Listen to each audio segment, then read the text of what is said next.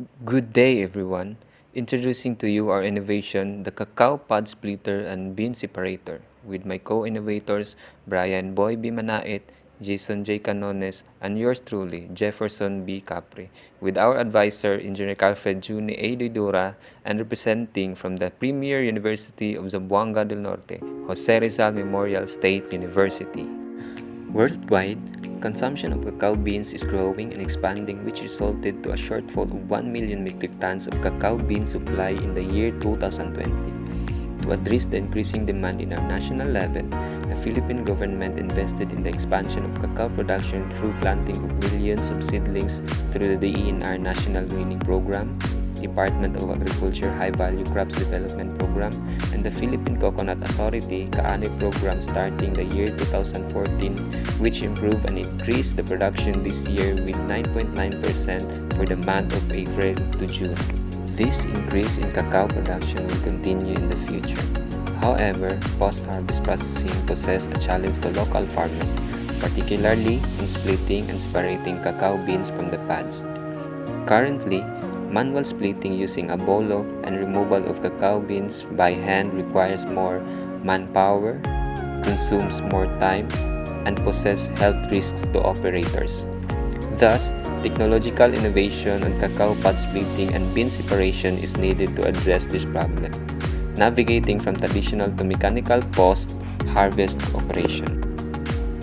Presenting the cacao pod splitter and bean separator of the Jose Rizal Memorial State University. The cacao pod splitter and bean separator technology is locally developed and has combination design of a cacao pod splitter and bean separator. The operation starts by loading the cacao vertically in the hopper into the splitter, and split pods will enter in the rotating separating chamber. The rotational motion allows the bean to be separated from the pods through the slots and collected in the bean tray. The empty pods are then guided with spiral steel, which allows its removal from the system. The development of the cacao pod splitter and bean separator follows these three major methods. First, conceptualization of the design and its specification using SketchUp application with primary components and parts: the electric motor, gearbox, splitting chamber, separating chamber, and a bean tray. For the second method, the technology was fabricated locally based on the design and was modified for its operability. All materials used for the technology were sourced locally and are available all year round. And the third major method is testing and analysis of where the technology was evaluated for its separating efficiency, separating capacity, and cost and return. And based on the results, the technology can have an optimum separating capacity of up to 601 pods per hour with separating efficiency of 91%.